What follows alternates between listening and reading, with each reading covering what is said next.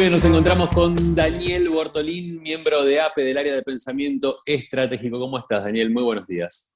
Buenos días, Gabo, ¿qué tal? Un Muy bien, por gusto suerte. la convocatoria, realmente. Muchísimas gracias. Y gracias a vos, gracias por tu tiempo. La idea de esta convocatoria es poder conversar un poquito de este último trabajo que has realizado para el área de pensamiento estratégico denominado el pago por el uso de la infraestructura vial y por el uso de las externalidades, ¿no es así? Sí, así es. Sí, sí. Bueno, Sí, de qué se trata? Contanos ya desde el mira. título Ujú. cómo has encarado esta idea de trabajo, este proyecto y específicamente en qué consta. Mira, parte de dos, primero del estado de situación de la red vial nacional.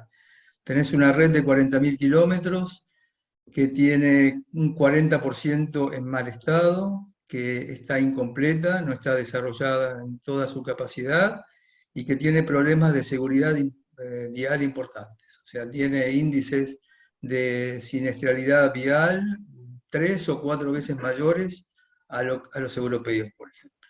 Entonces hay una necesidad de financiamiento genuino, ¿no? Vos hablabas recién de la sustentabilidad. Hay tres sustentabilidades, ¿no? La financiera, la operativa y la ambiental. La operativa es, bueno, que haya fluidez, que no haya cuello de botella. La ambiental es que los impactos no se disparen.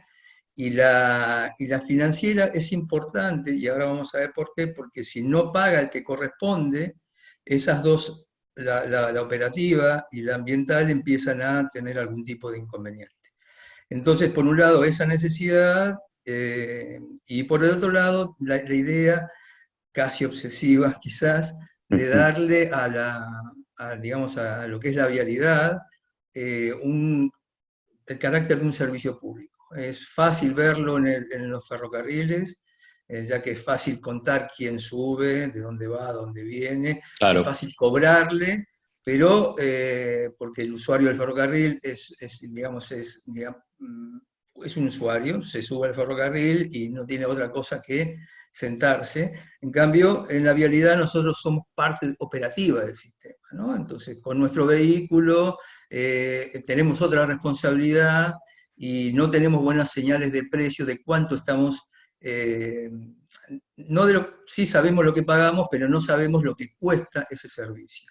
Así que esa claro. es un poquito la base y la motivación de este trabajo. Ahora, bueno, la verdad que da para una conversación súper profunda. Yo, ahora que vos lo mencionás, como usuario, ¿no?, de nuestro sistema vial, porque uno agarra el auto, sale, circula por las calles, circula por las autopistas, por las carreteras de la Argentina, y vos hay algo muy puntual.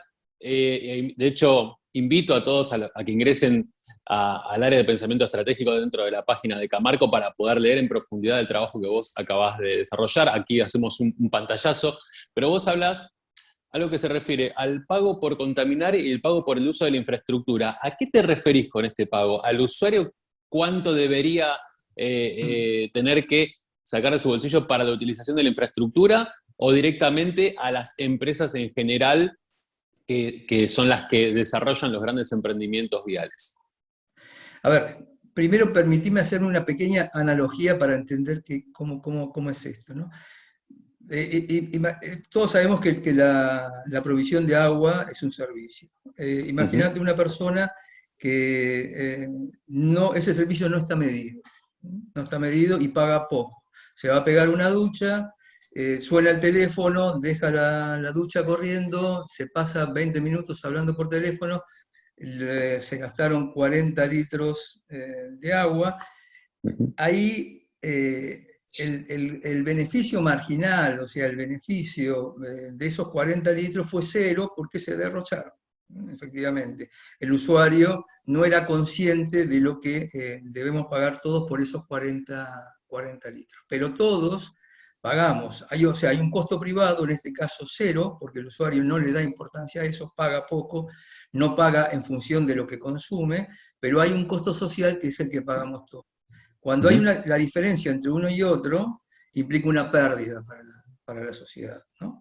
Ahí perdimos 40 litros de agua.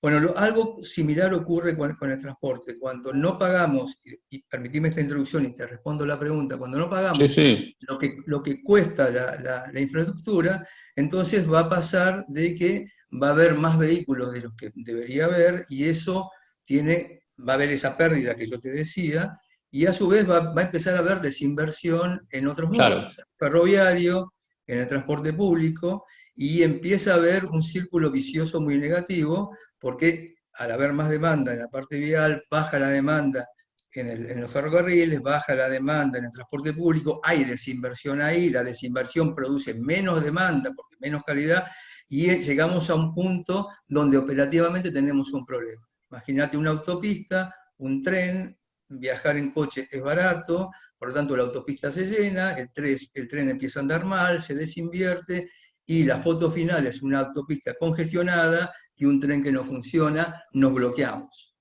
Claro, tal Ahí, cual. ahí es lo que yo te decía, que esa sustentabilidad económica financiera manda sobre después lo que va a ser la operativa. Ahora, con esta introducción, respondiendo a lo que vos decías, pagar por el uso de la infraestructura es pagar por lo que cuesta la infraestructura en inversión, en mantenimiento y en operación. Independientemente de quién lo haga, no es un tema de las empresas, es un tema del usuario. O sea, siempre terminamos pagando. En definitiva, que tenemos que pagar el que usa para que esas deficiencias o ineficiencias económicas que te decía y esa distorsión en el transporte no se produzca. Y en cuanto a las contaminaciones, perdón, los efectos externos, son efectos, digamos, no directos a la operación, pero porque no afecta al usuario directamente, pero afecta a todo el entorno. Lo que es contaminación, lo que es accidentes, contaminación ambiental, efecto climático invernadero, bueno, y también contaminación visual, diferentes impactos, ruidos, todos esos son externalidades que al circular, si no hay una señal de precios que nos diga, mirá, estás cometiendo este impacto, nosotros no vamos a reaccionar y va a producirse esta ineficiencia que hablaba. Claro. Ahora, escuchándote en esta respuesta, directamente me lleva a pensar y a preguntarte cómo se genera una sustentabilidad en el sistema, porque se satura o se colapsa el sistema vial, cae la inversión en un sistema de transporte como podría ser el ferroviario. ¿Cómo se empieza a equilibrar esta balanza? ¿Cómo empiezo a mudar gente a que utilicen mejor el otro sistema? Yo entiendo que debe ser un tema de inversión, sobre todo porque la saturación de otro sistema va a generar una degradación más pronta, ¿no? Bueno, es que lo que te decía antes es los ferrocarriles en los principios del siglo XX cae por eso, cae por eso, porque hay un boom de la parte vial, Claro. se empieza a invertir en eso, después va a aparecer el peaje como manera de hacer medio imperfecta de que el usuario pague por lo que está circulando, pero en ese sentido la flexibilidad vial, el hecho de que se desarrollan grandes inversiones, no se prevé el mantenimiento y todo sale de arcas generales y no del usuario, hizo que cayera el ferrocarril. ¿Cómo se equilibra esa balanza? Bueno, una de las mejores maneras, que es lo que está encarando Europa en concreto, es haciendo que el usuario pague. Cuando el usuario pague, entendamos que siempre pagamos, pero el problema es quién paga. Si el usuario paga, tiene una señal de precios, la demanda se va a ajustar a la oferta, e incluso como hay más demanda en la parte vial, esa parte que paga en Europa no solamente se destina a inversiones en la parte vial estrictamente, sino inversiones en la parte ferroviaria o en otros modos, de manera de ir equilibrando Ahí está. eh, ese sistema. Esa es la idea. Mientras no hagamos eso, evidentemente, y el usuario no tenga señales de precios correctas, la balanza cada vez va a estar más desequilibrada. Creo que te voy a hacer la pregunta tal vez más difícil o más engorrosa, es ¿cómo aplicamos todo esto a nuestra realidad? Te hablo en la República Argentina, en donde, bueno, uno trata de entender, porque siempre se cruza todo, obviamente se cruza también la política, la demanda y demás, pero para empezar a generar, no sé qué tan sustentables somos hoy, por eso lo pregunto, no tengo los datos duros, pero ¿qué tan lejos estamos tal vez o qué tan cerca estamos? Es una buena pregunta, porque, a ver, ¿cómo funciona en Europa? Te cuento. Para ver cómo podemos acercarnos a la Argentina. En Europa, especialmente en Alemania, en los países centrales, Alemania, Bélgica, Austria, Suiza, tienen un problema importante, que es que pasan muchos camiones extranjeros y Ujú. deterioran las rutas y no pagan. Eso fue, entre otros, el motivo de que Alemania, que era famoso por sus autopistas gratis, Sí, empezó sí. a penalizar bueno, digamos, toda Europa con la directiva Euroviñeta empieza a ver este tema de que el usuario tiene que pagar. ¿Qué hacen concretamente en Alemania? En las 50.000 kilómetros de redes, que no son solamente autopistas, sino son todo tipo de ruta, a los camiones se les dota de una unidad, se llama, creo que es unidad de monitoreo o algo por el estilo, unidad Ujú. interior, que puede ser, digamos, seguida satelitalmente. Entonces, tecnológicamente, ahora podemos hacerlo, hace 30 años esto era inviable, y a cada camión, en función de su configuración, la carga y su estándar ambiental, si son Euro 6, Euro 5, Euro 4, el motor, etcétera, se le cobra por kilómetro recorrido. De esa manera lo encararon. ¿Qué te quiero decir? La tecnología puso su cuña y hace viable eso. En Argentina nos financiamos de dos maneras.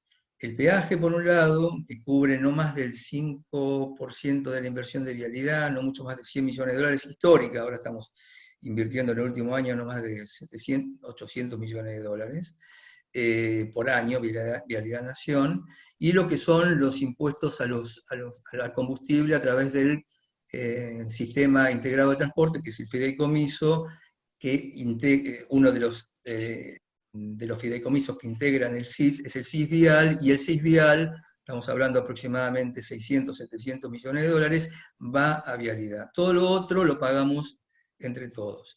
El problema es que el peaje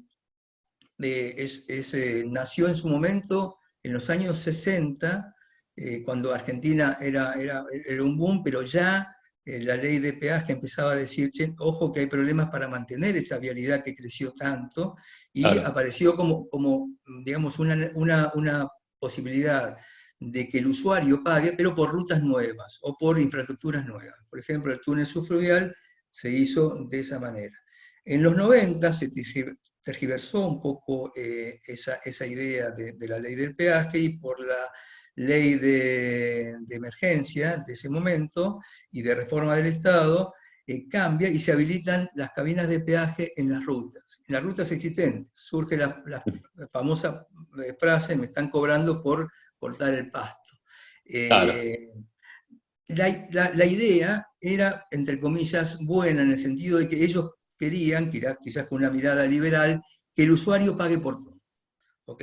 ¿Qué ocurre? Que el problema es que pusieron cabinas en algunas rutas, en otras no, y empezaba la diferencia: ¿por qué me cobran acá? ¿Por qué no me cobran allá? ¿Qué pago? Y después, con el correr del tiempo, ese peaje, esa tarifa de peaje no cubría las inversiones, empezó a haber problemas económicos, como siempre en Argentina, y después, naturalmente, las tarifas de peaje solamente cubren un poquito de la operación y nada más. Y es un sistema que está inmovilizado porque nació así, medio complicado, un poco impuesto, y hoy en día vaya uno a poner una cabina de peaje en alguna otra ruta, no es viable.